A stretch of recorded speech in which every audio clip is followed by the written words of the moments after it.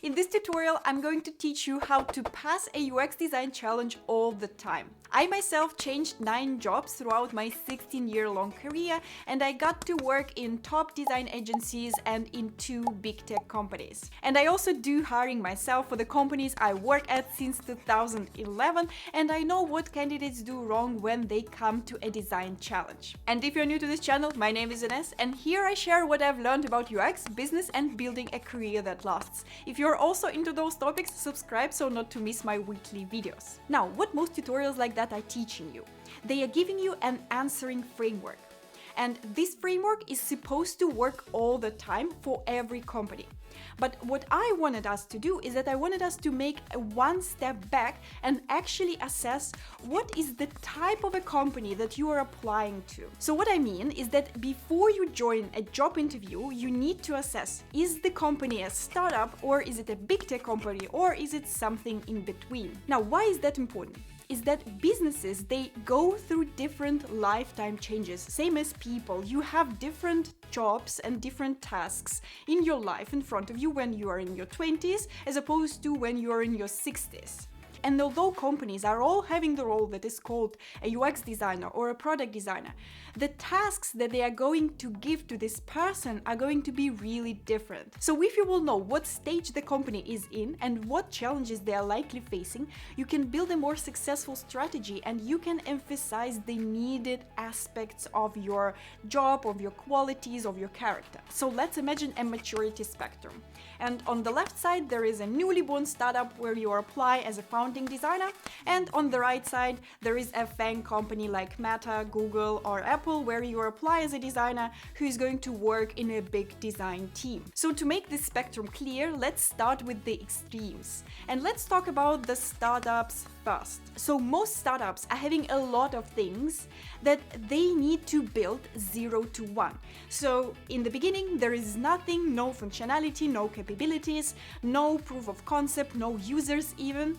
And they just need to make stuff done. And they need someone who can design this stuff. So what those startups will value the most is that they will value a person who can build fast, who can jump into conclusions without having all the answers in front of them, and who can collaborate with different functions, because in the beginning, all the team is involved in building the product. Even if the team has an accountant, this accountant will have a say to this product building. This is how startups are working. They usually come together and they work really fast and they ideate on the go. So if you will show up on a job interview with a startup and you will start talking about different complex research methods and how you would organize them and the UX artifact that you will be building for them, they will likely see you as a person who cannot move fast and who wants all the answers before they start building the thing. But startups have no resources, they have no capacity to organize you those complex research methods. And even if you are capable to organize those research methods on your own, they are likely not going to allow you to do that because they want things to be built fast and they want to just launch the thing and see if it flies. So knowing that will really help you to set your expectations and to choose the answers that your audience will want to hear. And we're going to talk about how to organize your answers, about what questions shall you ask a bit later when we will cover the spectrum. So on the right side of the spectrum is a big tech company, and you will likely be not the only designer there. And again, likely those designers were working on a product for some years already. So that means that they have most functionality built. And now what they're facing is not that they need a person who will build things fast 0 to 1, but a person who can navigate a lot of voices that there are in the team. And all those voices, they are competing for the resources. So imagine that every obvious feature has been built already and refined. So the question that big tech companies are facing is what to do next.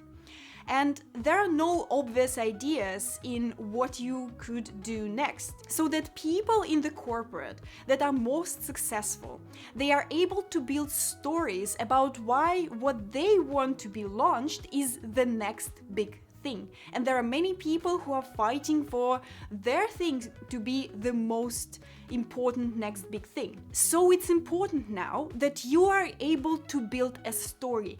And as a product designer, you are building your story with UX artifacts, with arguments that you derived from user research. And if you will show up on a job interview with a big tech company and you will start designing right away, this is, by the way, what most people are doing, and this is the mistake number one that I observe. You might come across as a person who does not know yet about the importance of those UX artifacts and about the importance of thinking through the arguments, because anything could be built in a big tech company. There are plenty of resources, but they're still limited, and they will only pick what to build next and what to work on if everybody on the team, your stakeholders, your business stakeholders, your colleagues, they are agreeing that this sounds right. And there are enough arguments for them to listen to you. And that's why before you will start designing anything in a corporate, you need to first assess the environment, you need to ask all those questions. And again, we're going to cover what exactly shall you ask for. But first, be aware of the difference. So now we covered the extremes of the spectrum, and usually it is pretty clear if this is an early stage startup or if this is a big tech company. And the most questions you might be having is that what to do with the companies in between. How can I even understand what life stage they are in? Because indeed, many things are happening between you founding your company and you becoming a tech giant. Unfortunately, there is no one path between you founding your startup and you becoming a tech giant. And there are many things that could happen in between. There are companies that are launching really fast and growing, and then they fail for whatever reason. There are companies that are staying in this startup mode for many years, and they are searching for their client and for the product market fit before they finally take off. And there are also a lot of companies in between. They have found their product market fit, but maybe their audience is not that big, so they are never becoming a tech giant, and they are staying on this middle level. So unfortunately, there are no clear type of a company that you could identify as a middle company and you can treat them all the same. But that shall not be an excuse for you for not building an answering strategy for a design challenge. It actually imposes the bigger responsibility on you, because the candidate will win who will understand the situation this company is in better than other candidates. So what are the most typical situations those companies are seeing themselves? There are some companies that I mentioned who cannot find a product market fit, and the team is getting tired, the money is running out. For this situation, you will likely have to show that you are very interested in the product, that you believe in the idea, and you have a lot of ideas already that can boost things forward. There are companies that are growing fast and take off immediately. This is happening in AI space right now. And then what they deal with is that they are lacking the foundation for growth. So meaning that when they started their startup, likely what they were doing is that they were building things as they discussed. They were not investing in the design system. And now as they are growing the team, they are growing the product, they are lacking those foundations in order to move fast. So if you're this type of person who is also interested in this challenge, you might talk about how you can stabilize things, how you had this in your experience, that there were nothing and then you build a design system and then you skyrocketed the results. Or maybe if you sense that the company is not yet ready to invest in the design system, because for them it is quite an investment, you can talk about how to build things in a scalable way, how you can always design with the growth in mind, how you are designing every feature in your portfolio thinking 10 years from now, 5 years from now, what if there are 5 people who are working on this feature afterwards.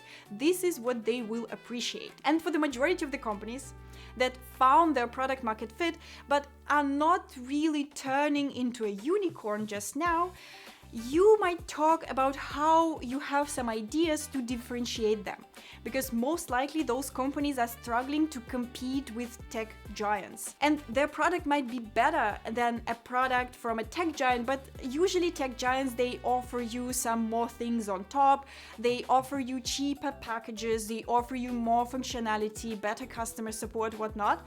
And usually what those small companies need that are laying in between is that they need to differentiate. They need to create a brand that people want to stick with, and you also need to talk about how you can create this brand for them, how you had this in your previous experience, and what ideas do you have for them already. Those were just the examples of the situations that companies might find themselves in.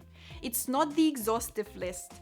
And my point is that every time you need to do your research, because without this research, it is impossible to build a successful strategy for your design challenge. And we're still talking about design challenges, so bear with me. But this is really what most people, most candidates are missing out. This then also leads to a situation when a candidate is coming and they are coming from a startup environment and they start approaching a design challenge as they would do that in a startup. And if this company that they are applying to is not a startup anymore, then they are missing out on opportunities to structure their answer in the way that is acceptable and expected by the company they apply to. And that also leads to people never getting the step forward, never changing the complexity, never experimenting. The same way it happens with people who are trying to transition from working in tech giants to going to a startup. They talk too much about complex research, about the UX artifacts, about the alignments, but in the startup there are not many people to align with. There are not many people to persuade. Those are the people that you shall involve in your own design process, and they are mostly agreeing on the stuff that they need to build because there is an obvious lack of functionality that they are facing. So now let's move on and talk about the tactics. But before we will do that, if you really like this video, give me a thumbs up and hit the subscribe button down below. It's important for me and for YouTube algorithms to start recommending you similar videos. Now let's talk about the tactics. First, how shall you find out this information about the company? If you've never built businesses before, if this is your very first job, so what can you do to find this information? As I said, it's usually pretty obvious if a startup was founded the same year or if this is a tech giant and you really know the name. But for the rest of the situations, that is also 80% of the situations that you are going to face in, we need to do the research. Luckily, it's not that complex to source out the information about the company. You may start with LinkedIn. This is what I always recommend. LinkedIn is just the most invaluable source of the information about the companies.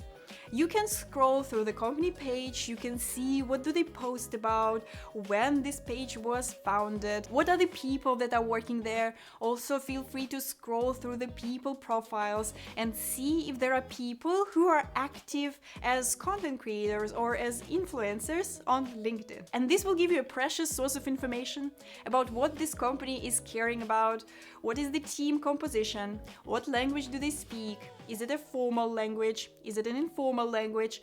So I highly recommend you to study the LinkedIn pages through and through. The other information source is their website. It is how they want to position themselves. It's pretty obvious that you should also start there. I still find LinkedIn being more important information source because there they don't censor the profiles of the people that much.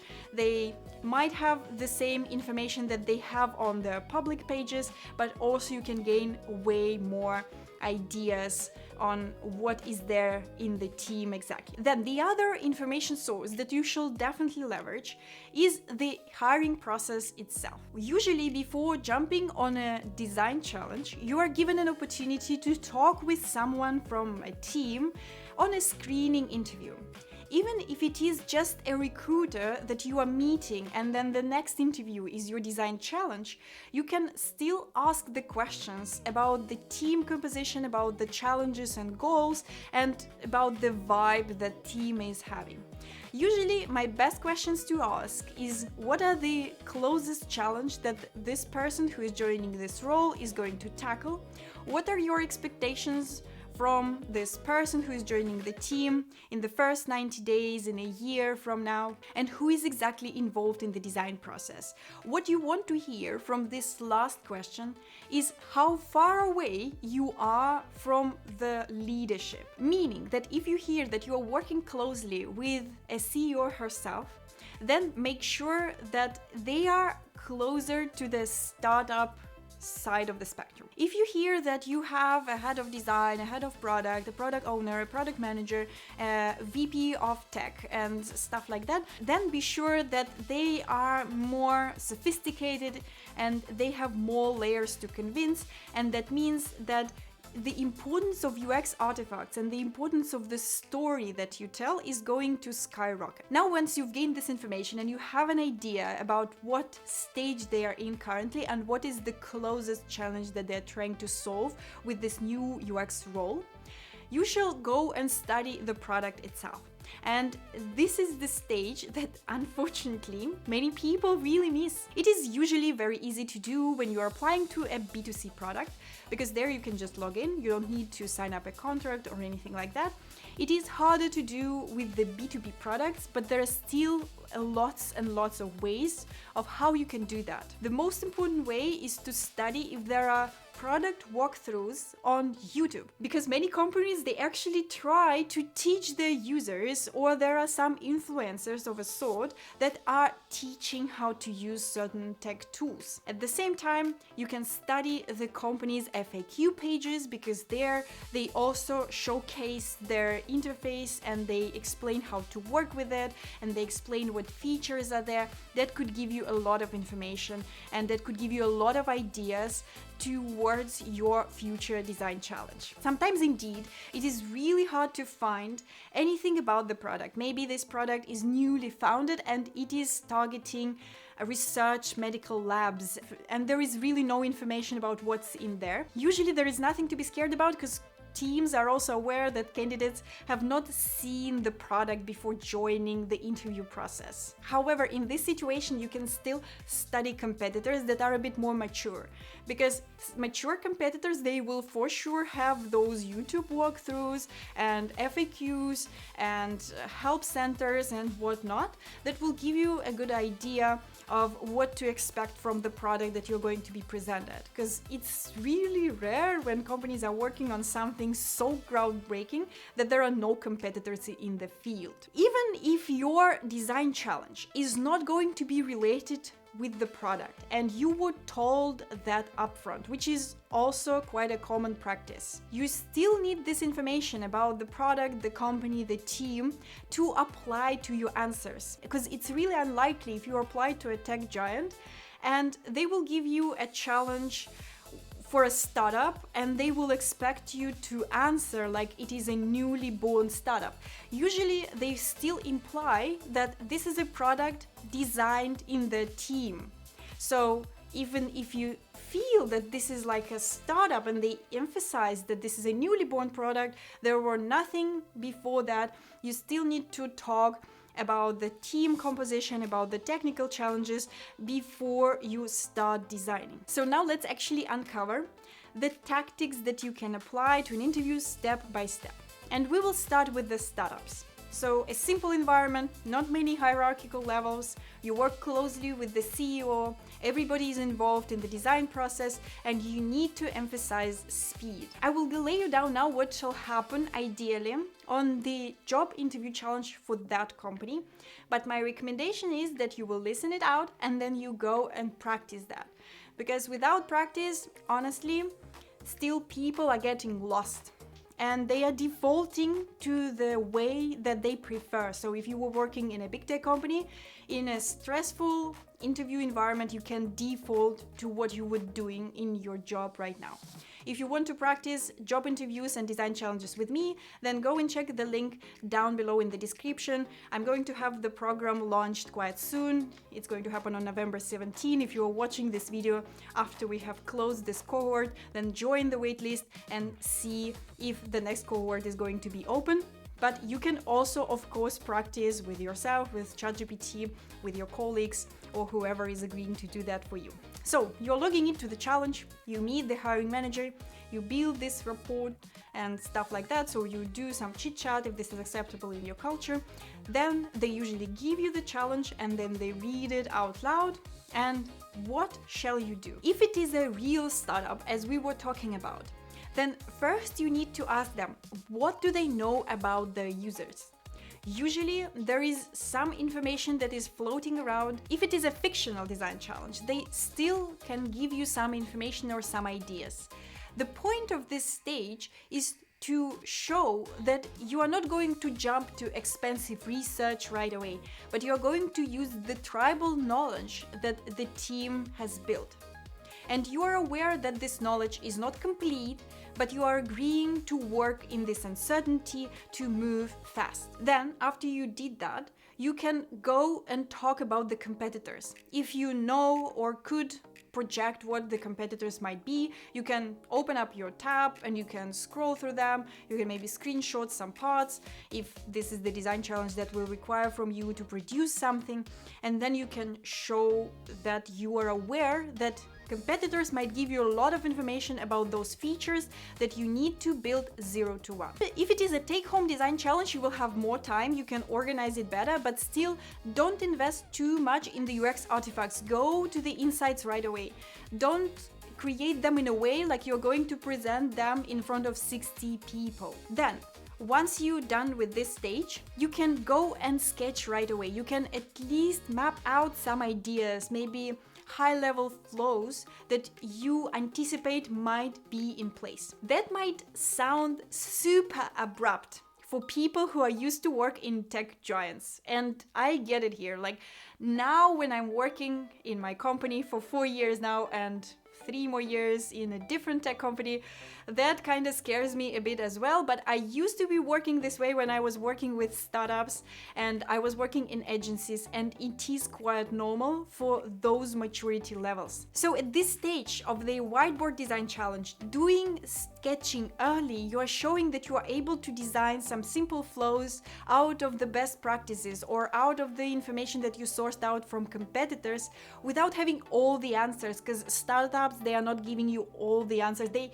frankly don't know all the answers. If they knew them, they would not struggle in finding their product market fit for so long. You can talk about research, about UX artifacts, but only when in your storyline you hit a wall. Saying like, okay, I don't really know what the possible complexity of the car dealers might be. Are there big teams or are they working in solo? You can ask them if they have this information at hand. If no, you would say that you would probably research that a bit more in depth, but even without this knowledge, you can usually sketch some things already and you can anticipate the best practice that could be done here based on your previous research on the competitors, on the products of the same complexity and out of your own experience. If you are on a take-home design challenge and you have more time to complete the screens, then make sure you really invest in them and you impress them by your UI. It is usually important and quite easy as well to impress them with micro animations, with prototypes that are moving, because they would understand how the actual final product will look. Because in startups, ideas worth nothing. And actually everywhere, ideas worth nothing. Nobody is getting paid for getting ideas. Everybody is paid for executing the ideas. And startups, they have loads of ideas already. Usually you just cannot suggest a breakthrough idea. It's not that easy. And big tech companies, they have even more ideas because they have more resources to listen to users. There are many voices, different perspectives. So really don't stick to the ideas and don't think that they are important. The only thing that is important is how you realize them.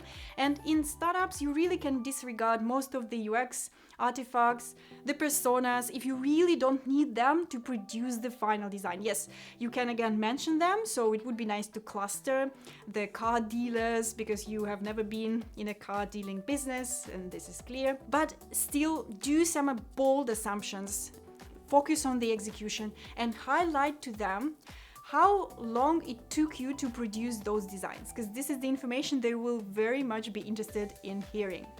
And you shall emphasize that you can work fast. So this is the startup side. Hopefully now the approach is more or less clear. Now let's talk about the big tech companies. In tech giants, the teams are very complex. You need to convince your stakeholders, you need to convince your colleagues with your UX artifacts and well thought through answers. That's why when you are joining a design challenge with a big tech company, don't jump into designing. Never do that. This is the number one mistake really that I see people are doing. When you hear out the challenge, ask the questions. Make sure you understand the challenge, because this is also the thing that I don't understand, but many people, they just try to solve a different challenge. And because we don't have a lot of time, sometimes there is no point in correcting the person, for example. So make sure that you understood what they are asking you about. And again, anticipate that they want to hear answers that are applicable to their environment and to their challenges. So ask questions about the business setup and business objectives. Really make sure that you are talking about the KPIs, about the goals, about the timelines, and about the importance of this feature or of this product that they are asking you to build.